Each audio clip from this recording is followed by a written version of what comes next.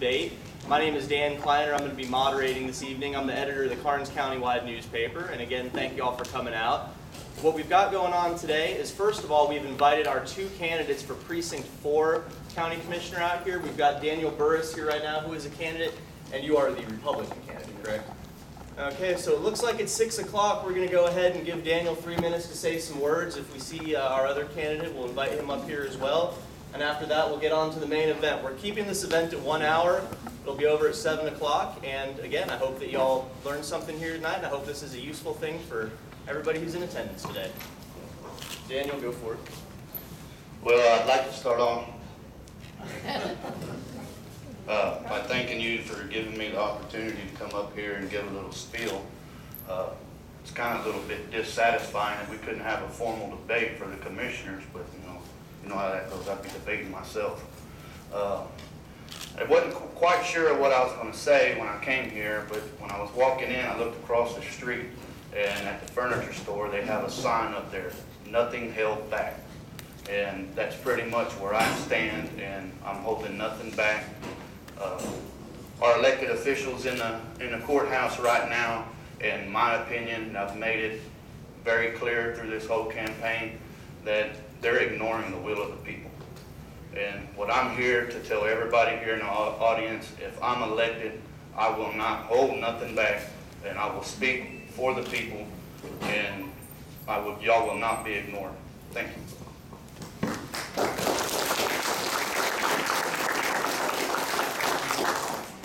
All right, thank you, Daniel. I'm just going to run through the format of this debate here real quickly, and then we'll get on a roll. Our two candidates will each have 3 minutes to make an opening statement.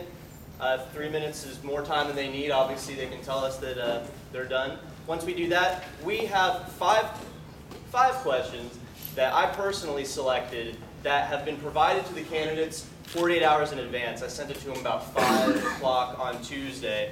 And those are 5 questions we think are real good ones that address some key issues. After that, I've got a box over here full of questions that were submitted from the community. I'm going to go ahead and pull those. Those questions have been screened by me.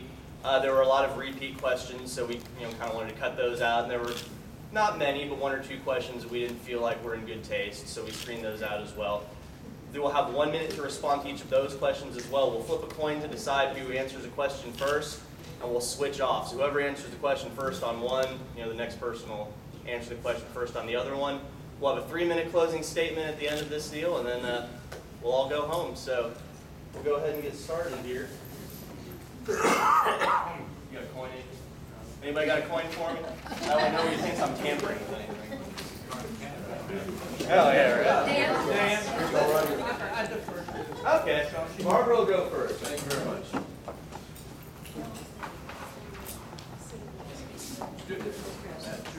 All right, and y'all, I'll be over here with my 2 signs, letting y'all know that 15 seconds until you're done, and then we stop, and then of course we'll allow you to finish your thought. Okay, first of all, I'd like to thank Dan and the Countywide for putting on the debate. We appreciate it. I'd like to thank Joe Baker and the Times for promoting this debate, for putting this debate on YouTube, for taping this debate. I know that you have a myriad of things going on with it, Joe. Thank you. I am Barbara Nigershaw, and I am the Democratic nominee for County Judge. For those of you that don't know me, I grew up in the northern end of the county. I'm originally from Falls City.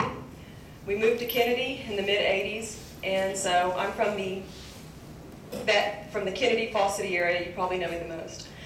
I have a Bachelor of Science in Interdisciplinary Studies and a Master's in Psychology. My work experience is in Programs and Parole and Protective Services. And in addition, my husband Kyle and I owned this local business here for quite some time, probably prior to selling it to a publicly owned company. And I want everybody to know here tonight that I'm here because I have a sincere and genuine interest in Karnes County. That being said, I'm going to move on to a few other things. There's a couple of misconceptions about the qualifications and the criteria for this office, and I want to offer just a little bit of clarity tonight. The county judge job that we're running for is the constitutional county judge. There's 2 requirements for that job: 18 and to be electable. This is not a county court at law job, and it does not require a law degree. The vast majority of county judges in Karnes County have not been attorneys, and in my opinion, they've been extremely successful. If you've lived here for any amount of time, you know who they are, and you know what their records are. This is not just the case in Karnes County. Let's look at our neighbors. The lady in Atascosa County, the county judge, she's not an attorney. The judges in B, DeWitt, Wilson, and Goliad, they're not attorneys, and they all seem to operate just fine. Actually, we get compared to Goliad a lot in Commissioner's Court lately. So with this in mind, that being said, I'm really no stranger to the courtroom. I've been there. I know the rules. And in checking with the county clerk's office, one thing that we need to clarify is in county court, we don't do a lot of jury trials. In fact, when I went to ask her about the jury trials, she couldn't even remember the last one done. So it's obviously the smallest part of the job. The biggest part of the job is running the county. And in order to run the county successfully, we must meet the needs of the citizens. One must be approachable and have people skills. In addition, we need to be legitimately compromised and work with others. Technically, common sense and morality are the key. Another misconception about the county judge is that they have the ability to tell other elected officials what to do, or other elected officials have the ability to tell us what to do. It's totally incorrect. The only person that can tell us what to do is you, the voters. It's also remembered that the county judge never acts autonomously in making decisions. You're 20% of Commissioner's Court. This position is a public servant. And what makes me the best candidate for this job is I've ran my own campaign, I've been my own treasurer, and I've openly reported my campaign contributions. You know where I am and where I come from. Thank you.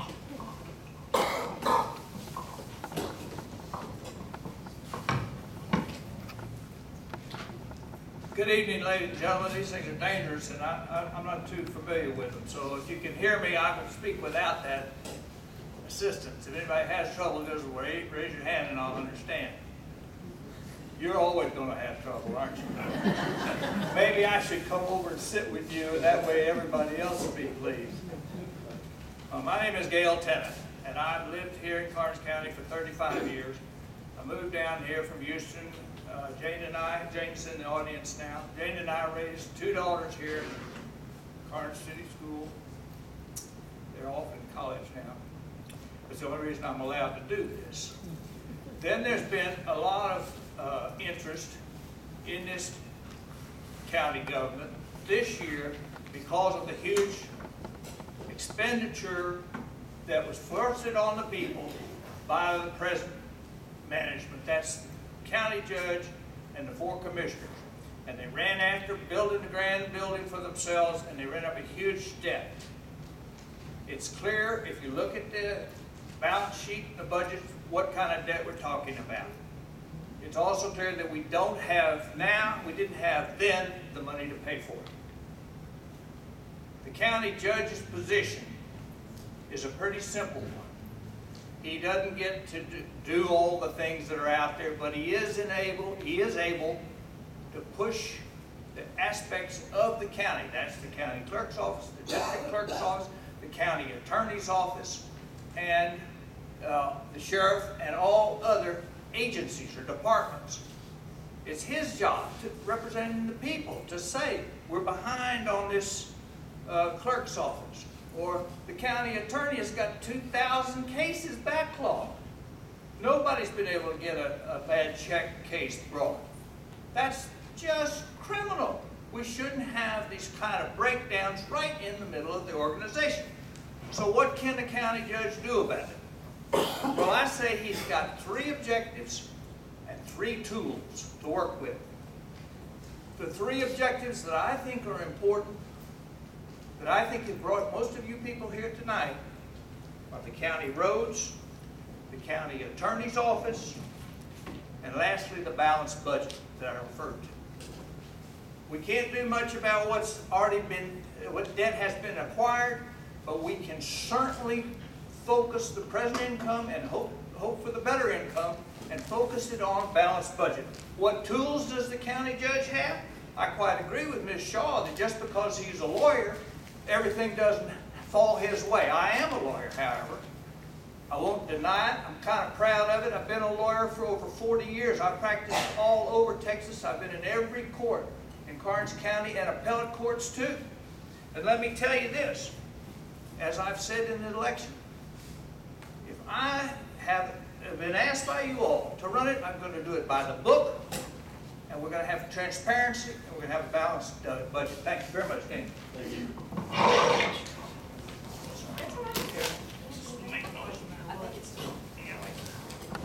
All right, thank you, Barbara. Thank you, Gail.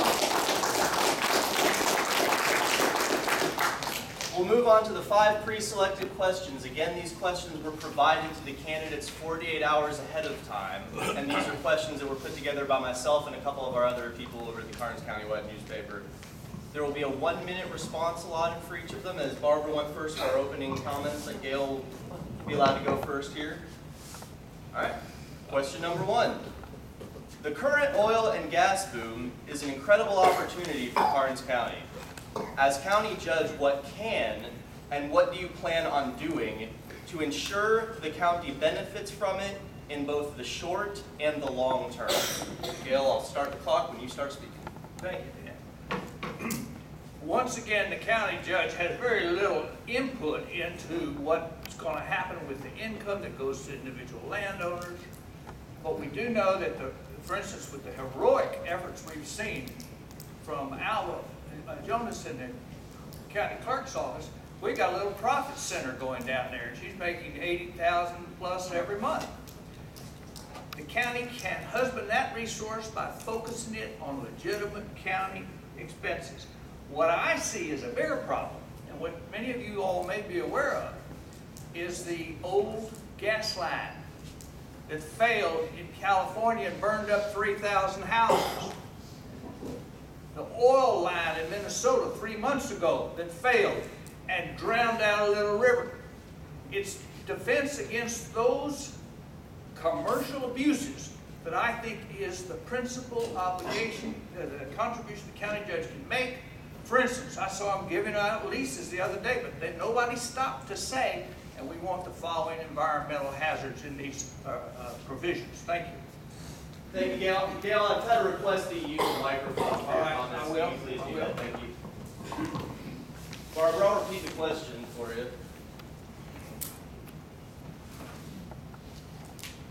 The current oil and gas boom is an incredible opportunity for Karnes County.